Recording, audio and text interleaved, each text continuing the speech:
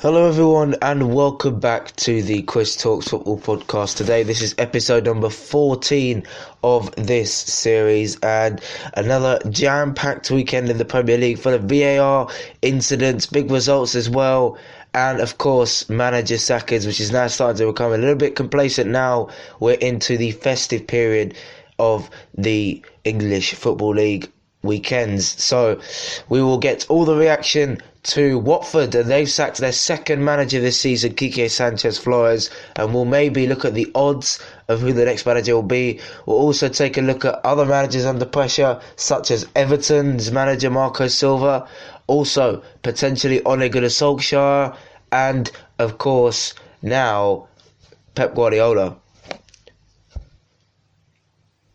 So then, match day number 14 of the Premier League saw now the shock result of the weekend for me is Manchester City 2, Newcastle United 2. That was the early kickoff on this Saturday. And really, it was again Manchester City dropping points. And, despite them beating Chelsea, they haven't really been on a very good run. That's now only one win in the past 3 games. So, people are started to question, a little bit now whether Guardiola is the right man to go, because of course now they're, not really in touch with Liverpool anymore. I think they're a couple of points behind Liverpool, and Liverpool beat Brighton, so it's not really showing good signs that Manchester City will catch up to the league leaders. But Kevin De Bruyne scoring a really good goal that, improved his personal record this season. But Newcastle, you have to really give heart to Newcastle. They've done pretty well, of course. I think that when they lost to Aston Villa last week, it was very disappointing. And I think that they needed to bounce back. And, you probably didn't expect them to get a result against the champions. So, Newcastle have done pretty well for themselves. And hopefully now they can kick on. They've got Sheffield United on Thursday away. So hopefully maybe that can be yet another match they can, go into with a little bit of confidence. But, of course, Manchester City will really not like that, because, of course, they are, 11 points, I believe?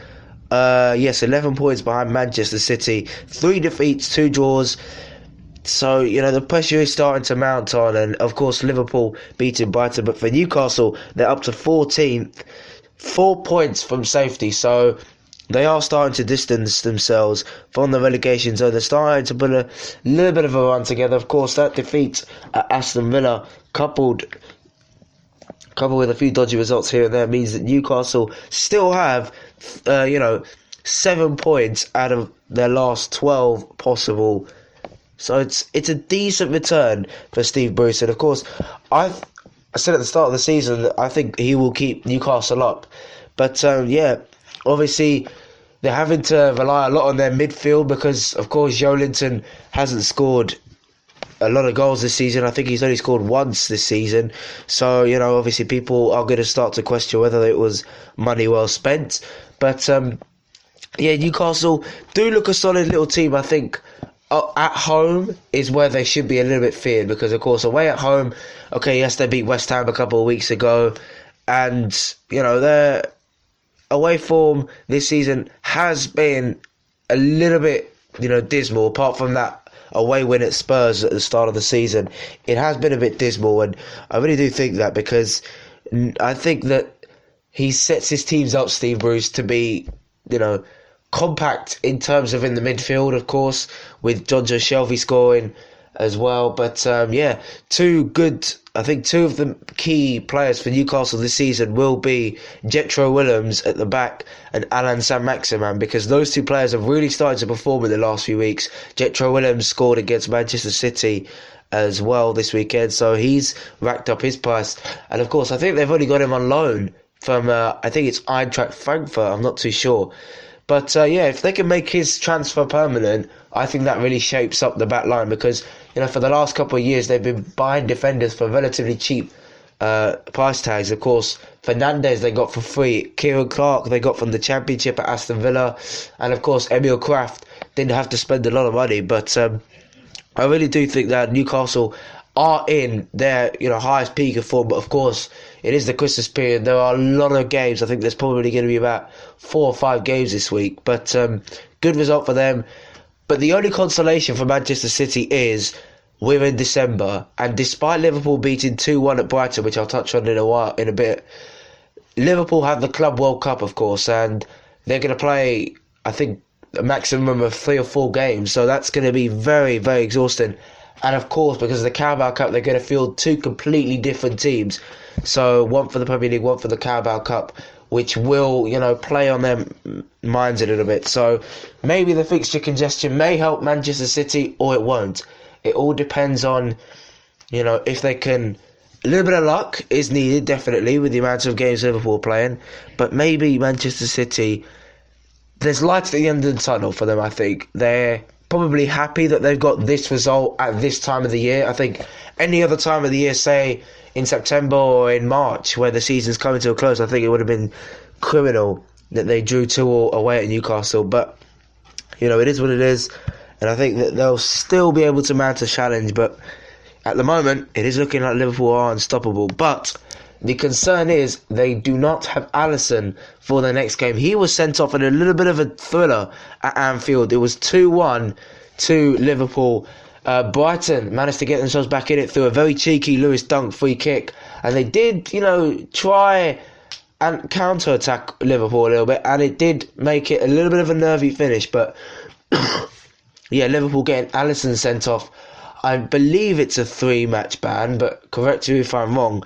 And that will be crucial, I think, if we see what Liverpool's fixtures are actually going to be. I think that really, of course, Manchester City are playing away at Burnley, so that isn't good. But Liverpool, of course, have the Merseyside derby on Wednesday. So that's obviously going to be a good game for the neutral and for both teams as well. Speaking of the Merseyside derby, that was actually drawn as the third round of the FA Cup, which means that those two will be meeting at the third round of the FA Cup for the second time in the past 3 seasons. So, of course, it's going to be quite a way to see the Merseyside derby, a lot of those this season. But yeah, Brighton, of course, they obviously lost at home to Leicester, Brighton, and they're not on a decent run at the moment. I think it's out of the last 3 games, they've only got, they've lost all of their last 3 games, and have only scored, I think that's 2 goals in that time. So it reads for dire reading for Brighton, and I think their attack this season, obviously Neil Maupay's done pretty well for himself this season, but I think the likes of Locadia, Aaron Connolly, the young Irishman who could be a shining light in the future, like none of the strike force have really got going, and I think that Lewis Dunk, of course, is a key member of their defence. Leandro Trossard is playing quite well as well, and Steven Alzate is getting a few games for the first team, but obviously they will improve, and I think Brighton will absolutely not be in trouble. I think they'll pretty much stay in and around where they are. I mean, of course, okay, they have dropped a little bit from 5th where they were a couple of weeks ago. They're 16th now, but obviously, we shouldn't call for Graham Potter to go out for Brighton. Speaking of managers, Manuel Pellegrini did himself a huge favour, beating Chelsea 1-0 away from home. One of the best results in West Ham United's, maybe, in the last couple of seasons. Really good win for the Hammers. Aaron Cresswell scoring a goal. He cut inside and shot with his right foot. Chelsea, though, a little bit complacent now. They obviously had that result against Valencia in the Europa League. They're now winless in the last 3 games in all competitions. And Chelsea now, of course, they're in the top 4. They've got a big advantage over Tottenham of 6 points. But, is there a little bit of complacency now, a little bit of confidence being lost in those Chelsea minds? Of course, they are playing this, or midweek in fact, and I believe they are at home, if I'm not mistaken, if I go to the fixtures list. And yes, they're at home to Aston Villa, which should be a good time for them, considering Aston Villa drew 2-2 at Man United, which for themselves, Aston Villa, was a very good result. But Chelsea, of course, did lose, and, now still 3 points behind Manchester City, but losing a little bit of touch maybe with where they would like to be, based on the form that they showed a couple of weeks ago. But for West Ham, of course, it brings them out of the trouble that they've been. Manuel Pellegrini was really under pressure, but obviously West Ham are now 4 points from safety, the same as Newcastle, and now they're only 3 points away from potential 7th, despite their goal difference being in the negative. Really good result for Pellegrini. I don't think his job is under any pressure now. I think that if we look at who West Ham are playing, they drew Gillingham, in fact, in the FA Cup draw that happened, I think. But West Ham, of course, away to Wolves on Wednesday, so that should be a fairly good game because both sides, of course, won their are in decent form after this weekend. Of course, Wolves beat Sheffield United 1-0, but I think West Ham could go to Molineux, maybe try to set up for a win. I think they will definitely gain confidence from this result, and it'll be good to see, I think, definitely. Also, Tottenham continue the Jose Mourinho era with a good 3-2 win over Bournemouth. Bournemouth now still mid-table on 17 points. Tottenham obviously 6 points behind Chelsea. And of course Tottenham now have got Manchester United next, so Jose Mourinho visits his former club. But Bournemouth now, I believe that is now 3 straight defeats for Bournemouth. So, like Brighton, they're not on a very good run, but they can turn it around, of course. Bournemouth are playing Crystal Palace as we speak. It's 0-0 there, but hopefully they can get a result away from home because, of course, Crystal Palace are in good form. They beat Burnley by 2-0. A brilliant Wilfried Zaha show there, despite the fact that maybe the goalkeeper for Burnley, Nick Pope, I think it was, could have done a little bit better with the handling of both goals. But hopefully Burnley, of course, they're at home once again to Manchester City.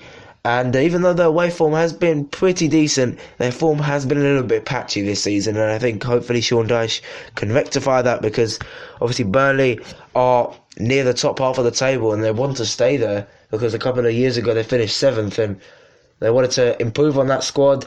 Obviously they didn't really bring any big names in apart from a few defenders and of course Joe Hart a couple of seasons ago, but no real improvement. So for Burnley to be where they are, it's a pretty good job. 5 wins as well, the same as Crystal Palace. But the Jose Mourinho rivalry, going back to Tottenham, the Jose Mourinho revival has been working wonders, of course, the past 2 wins. It is actually quite incredible to say that Burnley have the same amount of wins as Spurs this season. I mean, told myself that 3 months ago and I was thinking, nah, surely not. But obviously they've sacked Pochettino. Pochettino, by the way, is one of the favourites for the Arsenal job, which we'll talk about Arsenal in a bit.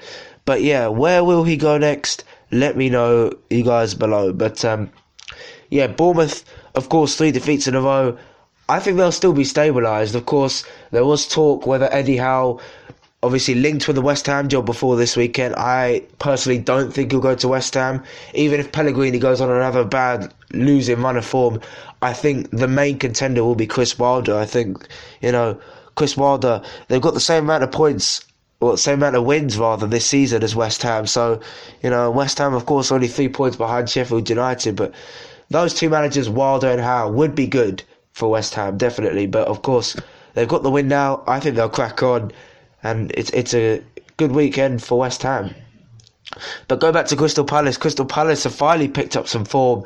Of course, they lost to Liverpool, they lost to Chelsea, and of course, they lost to Leicester. So it was 3 defeats in a row coming into this game. But it was a good away win there. Wilfried Zaha scored. Hopefully that can kickstart a season because, of course, without Zaha, Crystal Palace are probably in the same situation that Watford are. 1 win and only sacking 2 managers. But, I think Roy Hodgson should really get the best of Zaha out of the however many years he's got on his contract left because he really should be playing at a top 6 club, maybe Arsenal. But, I think obviously they're going to have to make the most of him while they're there. And they're going to have to also make the most of Roy Hodgson. He's approaching his retirement. He's been managing for, I think it's 3 decades in football. I'm not exactly too sure. But, they're going to have to make the most of both Hodgson and Zaha. Because despite, obviously, Hodgson's failures with England and Liverpool in the past, he is a decent manager. So, of course, I think Palace will have to keep a hold of him. I talked about Aston Villa a couple of minutes ago. They had a really good result against Manchester United, and are the wheels starting to come off for United? They drew away at Sheffield United, and they've now drawn at home to Aston Villa. Tyrone Mings and Jack Grealish scoring 2 good goals. Jack Grealish is probably going to be goal of the month for the Premier League. It was such a great curling effort. But Manchester United, haven't looked themselves, of course, this season. They're in 10th place, 4 wins, the same as West Ham, the same as Aston Villa, same as Everton as well. So, could they be a little bit under pressure? Of course, we are, almost halfway through the season. We're pretty much a third of the way through the season, and so far, Manchester United they're in the top half, but they're only 10th. And they've drawn 6 of their 14 games they've played this season. So, Ole, he's inconsistent a little bit this season, definitely, of course, with the draws and the defeats. But I think maybe the board do still have faith in him. Obviously, he knows the club. He's played for the club before. But I think, who would you have? I think maybe Pochettino could be in the running for the Manchester United job if Ole goes. But, will this be the start of a poor run of form for Manchester United? We don't know. For Aston Villa, of course, Dean Smith signed a new contract a couple of days ago, I think, and it certainly worked. Of course, they're 3 points from the relegation zone, which is not where I predicted them to be. I thought they were going to go down by now, but good win for Aston Villa. A draw for Aston Villa, and I think, of course, they beat Newcastle last time out, so of course, they ended their little losing run that they had before the Newcastle game, and now they're unbeaten in their last 2, 4 points out of a possible 6. That's really going to help in this festive period, and of course, hopefully, they can kick on. They have quite a tough couple of matches. I think they have. Aston Villa actually are playing Chelsea away, as I said a couple of minutes ago, so that's going to be quite hard. But if they can get a result, Man United away, Chelsea, who are in a similar situation as Manchester United are, winless in the last 3, they could potentially go and get a result. But obviously we're not banking anything unless we have seen it. But another team who I thought would get relegated, Norwich City, they pulled off a really, really important 2-2 draw. That's their, I think, second draw of the season. Timu Pukki finally breaking his scoring ducks. I think that's his 8th of the season, and it was actually a goalless in his last 7 games. So that was really important that he had to score today. And without Pukki, Norwich are in trouble. Simple as that. Daniel Farke's done a pretty good job, though, unbeaten in their last 2, Norwich City. So, of course, could this be the start of a run that they could go on? Definitely. If they want to stay up, I think this will be a really, really good time to go on a winning run or an unbeaten run. Because I think at this time, a lot of teams start to tire. We've seen title races won or lost in Christmas. So, hopefully maybe Norwich could start to kick on a little bit. But for Arsenal, Freddie Ljungberg, the former Arsenal player, of course, was put in caretaker charge. And of course, a lot of people were saying, would Brendan Rodgers go? Would Nuno Espirito Santo go? Pochettino as well? Maybe even Allegri? I think, of course, Brendan Rodgers has said that he was going to stay at Leicester. Pochettino isn't approaching Arsenal at the moment. He may in the future. But, of course, I want to talk about the game because there was controversy with the penalty that Pierre-Emerick Aubameyang scored and the second goal that he scored. And the second goal should not have stood because if you look closely, another ball has actually been tossed onto the pitch. So I think if the referee sees that, he will definitely order the corner to be retaken because, of course, you can't have 2 balls on the pitch if you're scoring. So obviously that was a controversy that maybe hindered Norwich from getting a victory potentially. Todd Cantwell doing well. He could be an outsider for the England squad after they announce England that they will be playing, I think it's Austria and Denmark in a few friendlies in a couple of months' time for their Euro 2020 preparations. But maybe he can be called up. He was called up to the England squad a few months ago, I believe. But Cantwell is doing well this season. He's chipped in with a few goals and assists. So I would not be surprised if bigger teams, maybe teams like Leicester, Brighton, or maybe even West Ham, could maybe cash in on Todd Cantwell at the end of the season, because I think maybe he could be in double figures in terms of assists at the end of the season. And he's young. He's still, I think, 21 or 22 years of age. So he's a good talent. And Norwich have done really well with him whilst he's been at the club. But for Arsenal, the problems do mount. Pierre-Emerick Aubameyang really is the only shining light in that team. I think really the losses and the poor results against teams in the Europa League, Frankfurt, of course, which led to Unai Emery sacking. They need to find a manager. They really do. Otherwise, it's just not really going to happen for them. Speaking of managers, Ralph Hasenhüttl, who did pretty well at the Emirates Stadium last week, he got a massive win at Southampton at home. And I was speaking about Todd Cantwell being in the England squad. Could you make a case for James Ward-Prowse? There's a lot of young English talent in that central attacking midfield position. Look, Gareth Southgate probably can't believe his luck. He's got Todd Cantwell, James Maddison, Mason Mount, also James Ward-Prowse. So, these are players that are doing really good. Ward-Prowse scored a free kick that ultimately was the goal that sacked Quique Sanchez-Flores. And I have to admit, I thought Watford would stay up this season, but they're making an absolute meal of it. They are, 5 points from safety? 4 or 5 points from safety. So the wheels are coming off for Watford, and if they don't get a striker, then it's not going to happen. And Ismaila Sarr is now a B-Tech Nicolas Pepe, and I'm not saying that because they're the same skin colour. I'm saying that because they've only scored 1 goal this season, both. That is not very good for big money signings.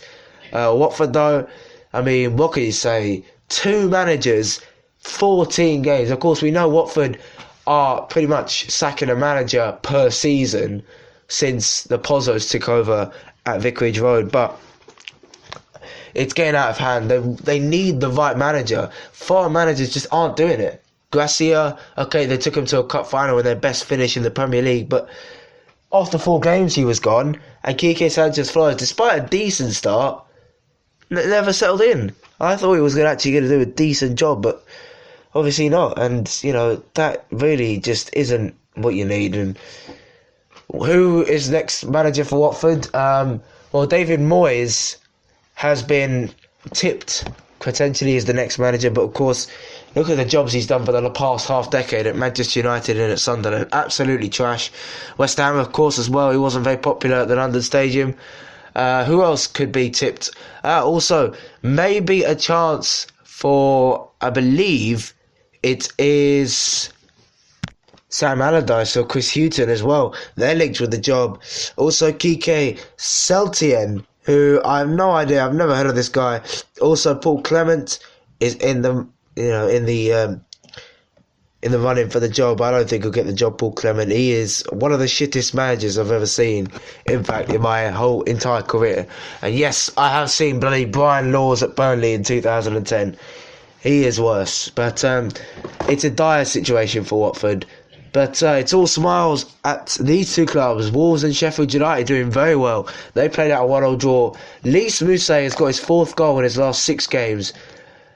I mean, to be fair, I was thinking this is just a Bournemouth reject who only scored 1 goal at his time at the South Coast. But now, he's going good guns with Sheffield United now, turning into one of their key players. Sheffield United have done so well, and this is what I'm saying. Would Chris Wilder leave Sheffield United for West Ham? Maybe if they paid him the right amount, or more, then it could be a potential, but I don't think it'll happen. I think he'll stay. Good result for Wolves as well. Leicester City are in 2nd place. They are 3 points in front of Manchester City and 8 behind Liverpool. Could it happen again? Could Leicester win the league again? I don't think they will, but they had to get very lucky today. Kelechi Iheanacho has been included in a lot of people's team of the week. He changed the game when he came on the 68th minute, because in the 68th minute, Richarlison headed Everton in front, and that eased the pressure off of Marco Silva.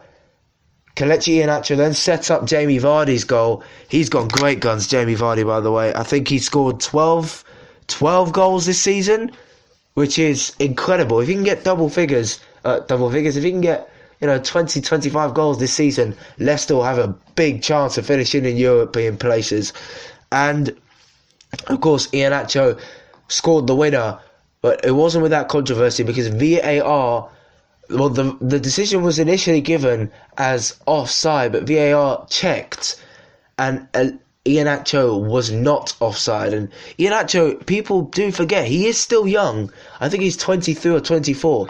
He has another decade in football. So if Leicester, he's going to, I think, maybe maybe go against Iozo Perez to start now for Leicester, because he's done really well. But Leicester, if you look at their next game, I think they're playing at home. Yes, they're playing Watford at home. What a time to play Watford at home, Leicester, to try and catch up to Liverpool. Also, on Saturday, I believe, or not on Saturday, on Sunday, they're away at Aston Villa. So they're on away to two teams they can easily beat. They can beat them because they have beaten teams like that in the Premier League before. So their next two games, of course, they're playing 3 times this week. But do not count Leicester out. But as for Everton, Marco Silva, is he under pressure? He was given 2 games to save his job before this game. He has 1 game, and that game is away at Liverpool at the Merseyside derby. And of course this weekend Everton of course have Chelsea at home. If they can beat Chelsea at home, then I think it will ease the pressure on Marco Silva. But if they lose to Everton by a fair few, I think he could be gone by the Chelsea game. And you know, who would be the favourite to replace him? Because let's not forget, Marco Silva has been sacked in the Premier League before, and that was at Watford, where he went on a, decent run, but obviously it wasn't satisfying the actual odds. But the next permanent Everton manager, there's a few in fact. There's Marcelo Gallardo, I don't know who he is. David Moyes could be fit for return to Everton. Eddie Howe, Rafa Benitez most surprisingly, and Mark Hughes are the odds that could be for the next Everton manager. Let me know, you guys, who do you think will be the next manager to get sacked? My opinion, I think it could be maybe Marco Silva. I think Pellegrini won't get sacked, of course. I'm trying to think of another manager. Hasenhuttl I don't think will get sacked now. Who else won't get sacked? I don't think Solskjaer will get sacked. I don't think Farker will get sacked. I think Marco Silva really is the only one. If you look at the fixtures, Liverpool and Chelsea, I don't think they'll get anything out of it. But that is the Premier League now. That is the Premier League, of course. Other big footballing news, of course. Lionel Messi won his sixth and record Ballon d'Or, and it's the first time he's won it in 4 years. He last won it in 2015. Deserves it, of course. He is 2 years younger than Cristiano Ronaldo, so he's been doing well this season. I think he's into double figures for goals this season. He scored the goal that helped Barcelona beat Atletico Madrid. So yeah, they're top of the La Liga, so of course deserved that. Megan Rapinoe winning the Women's Ballon d'Or Award, the second Women's Ballon d'Or Award to be hosted, with England's Lucy Bronze coming in second place. Virgil van Dijk was in second place for the Men's Ballon d'Or, and Cristiano Ronaldo finished the podium in third place. So the Championship, into the EFL and the Championship this weekend. Great big results for teams in the Championship. Sheffield Wednesday, they're doing pretty decently. They beat Charlton by 3-1. Barnsley, they're at the bottom of the table, but they managed a big win against Hull, 3-1. Brentford absolutely smashing Luton, 7-0. Huddersfield Town's little unbeaten run is over. They were beaten by Bristol City 5-2. Leeds, brilliant win, 4-0 against Middlesbrough. Jonathan Woodgate could be the next manager to be sacked in the Championship. Cardiff City, of course, Neil Harris.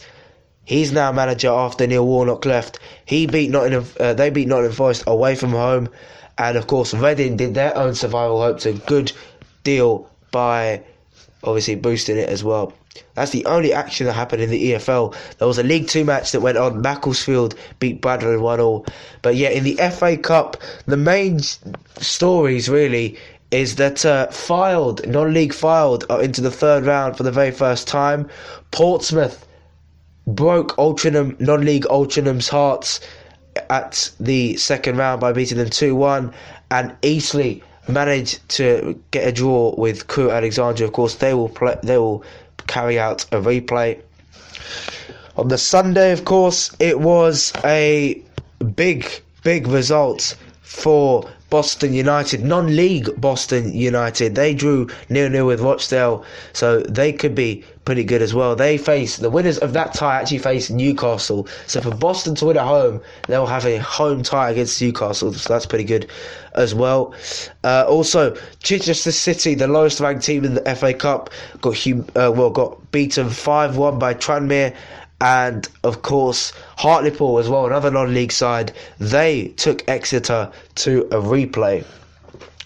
So then, that is it, guys. Hopefully you did enjoy the 14th episode of this podcast. Hopefully you guys can leave a like, subscribe to the channel if you're new, and as always, I will talk to you in a while.